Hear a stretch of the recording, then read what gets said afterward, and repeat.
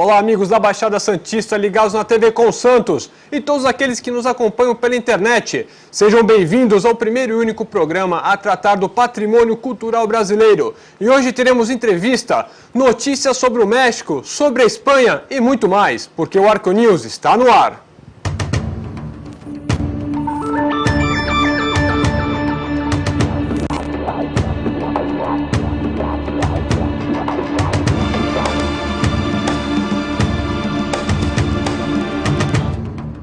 Muito obrigado pela sua audiência e aos e-mails enviados à nossa produção através do contato@arqueonews.com.br, contato@arqueonews.com.br. E você também pode nos seguir pelo Twitter, através do twitter.com/arqueonews, onde você fica sabendo mais sobre os bastidores do programa e as novidades sobre a arqueologia.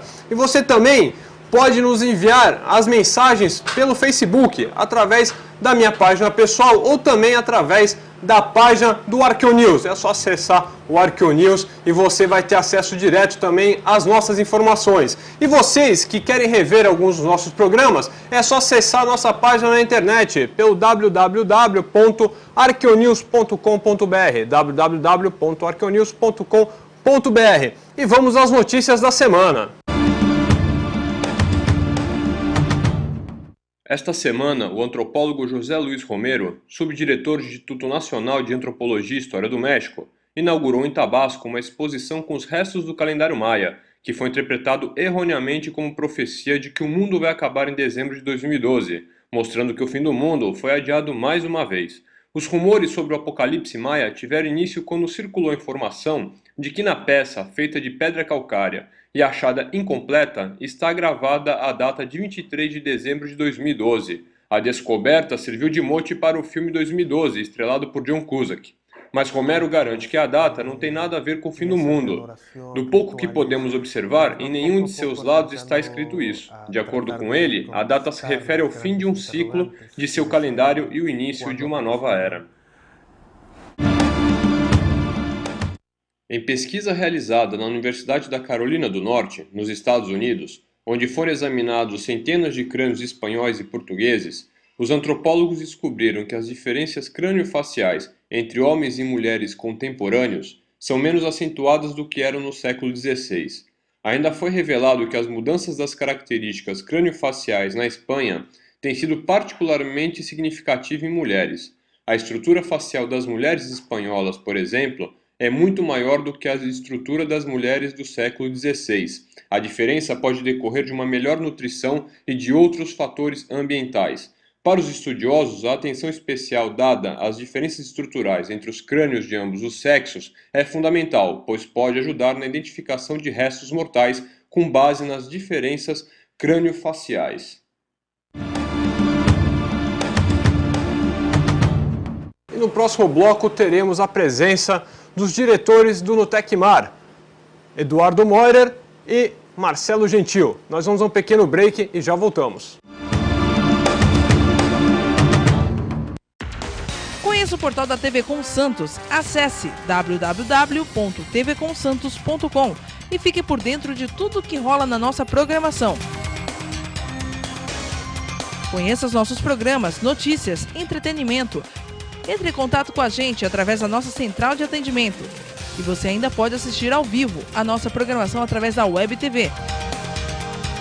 TV Com, trazendo interatividade através de um clique.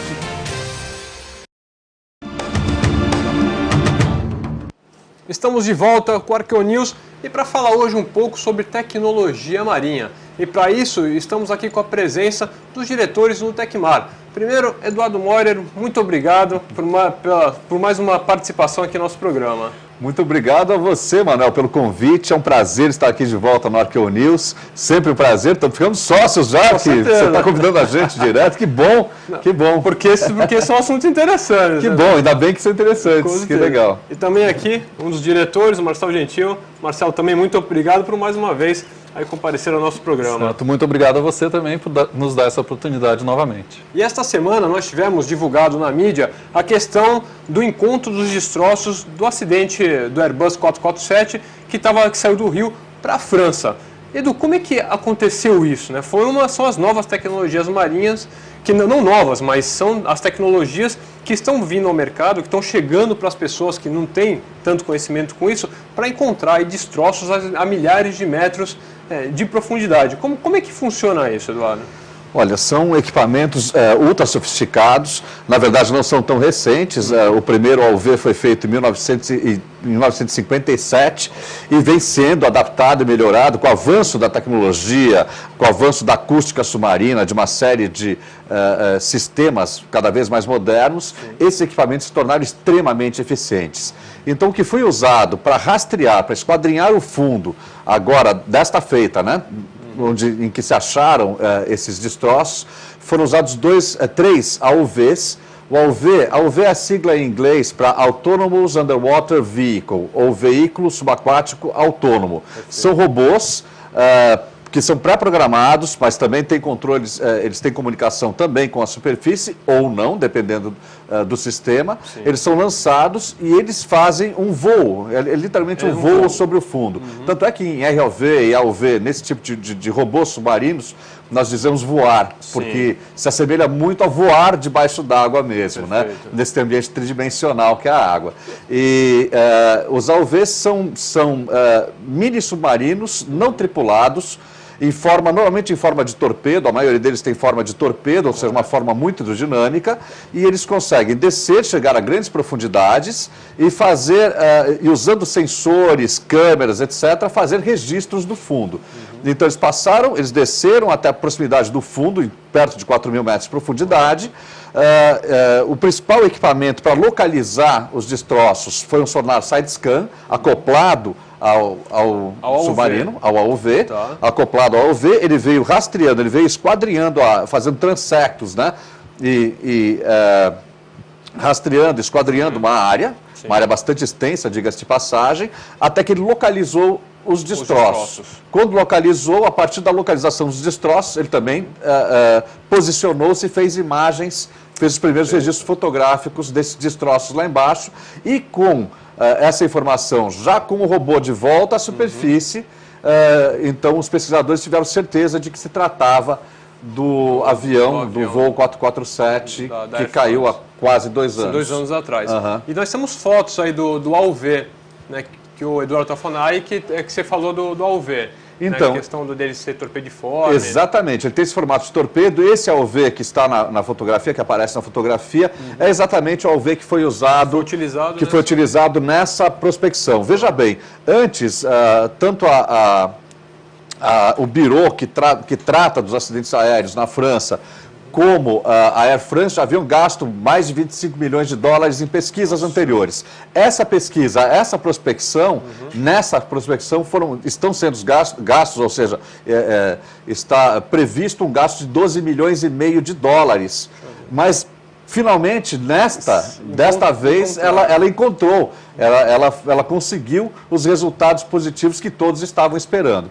E esse aparelho que foi usado, esse AUV, eles tinham 3 AUVs desses a bordo de uma embarcação de pesquisa oceanográfica, que é da Woods Hole Oceanographic Institution, dos Estados Unidos. Então, eles contrataram essa embarcação dos Estados Unidos, que é da mesma instituição que desenvolveu estes AUVs. Então não é tecnologia deles? Não é deles. Essa tecnologia americana, desenvolvida na Woods Hole Institution.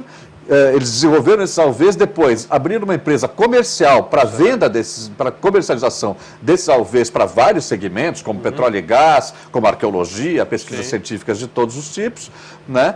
E usaram esses AUVs para fazer essas buscas. São aparelhos de 860 quilos, 3,80 metros de comprimento e que descem até 6.000 metros de profundidade.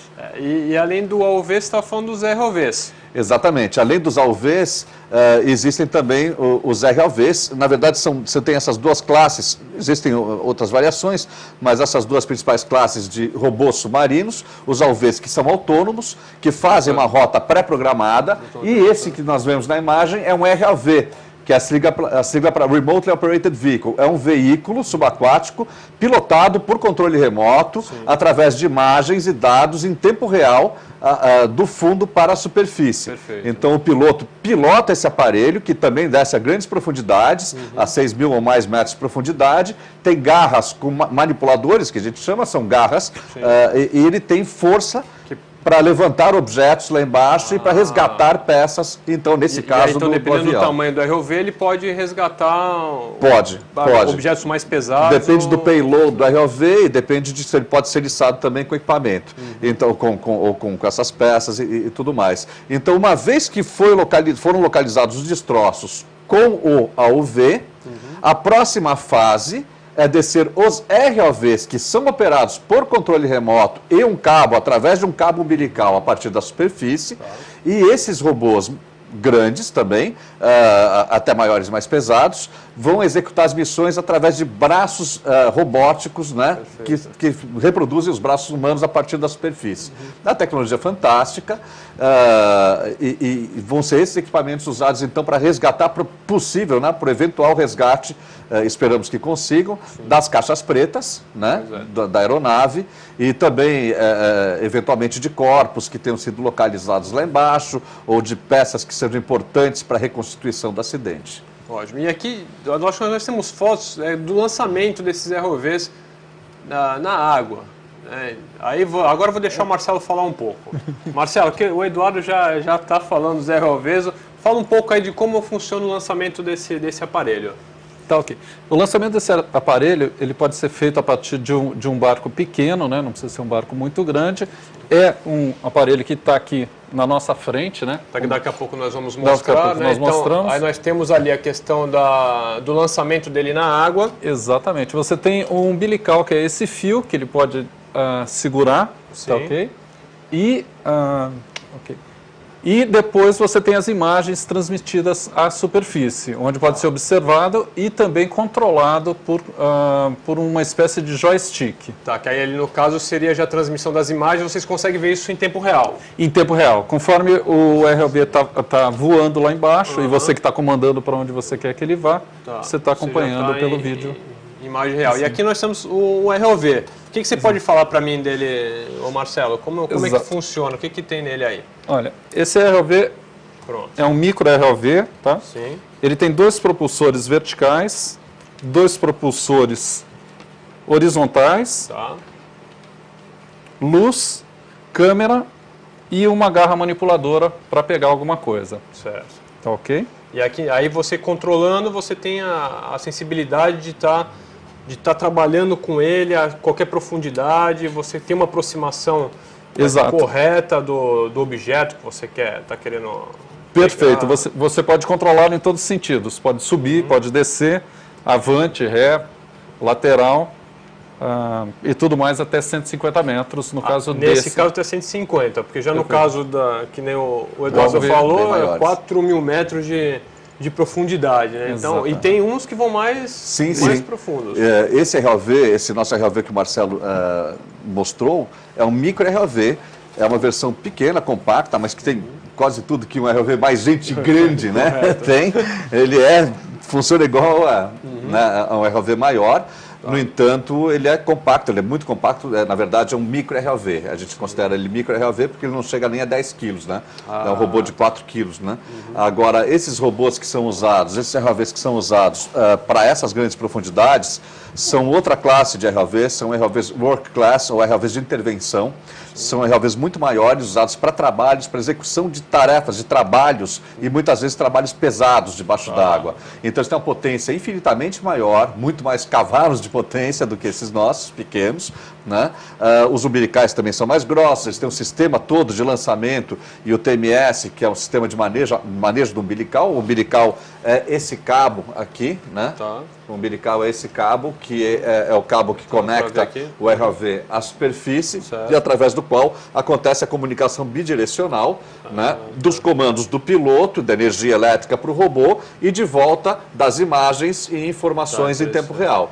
Então, o ROV, fino, tanto né? esse aqui é o ROV que tem o umbilical mais fino do mundo. Vendo, olha só. Ninguém tem um umbilical tão fino quanto esse ROV. Esse é um ROV feito na Rússia, é um Gnome, ele foi desenvolvido na Academia Russa de Ciências, o Instituto Kirchhoff de Oceanologia, que é a mesma instituição que desenvolveu os submersíveis Mir, aqueles submarinos tripulados que desceram no Titanic. Olha só. Que você, como arqueólogo, Perfeito. claro, conhece Sim, bem. claro. Né? Toda essa questão da tecnologia voltada para a ciência, né? Para a arqueologia subaquática. Não só para biologia, para oceanografia. Tem 1000 aplicações. Para todo o resto. Então, pessoal, nós vamos a um pequeno intervalo agora e já voltamos.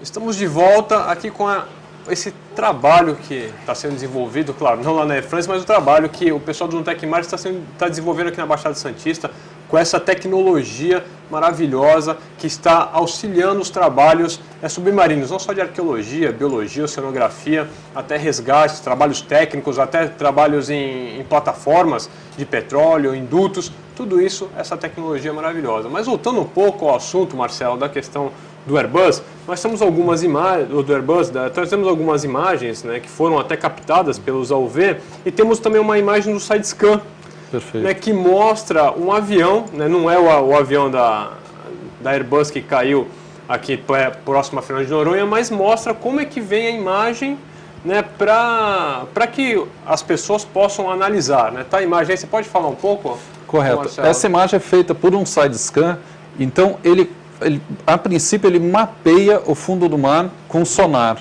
tá ok?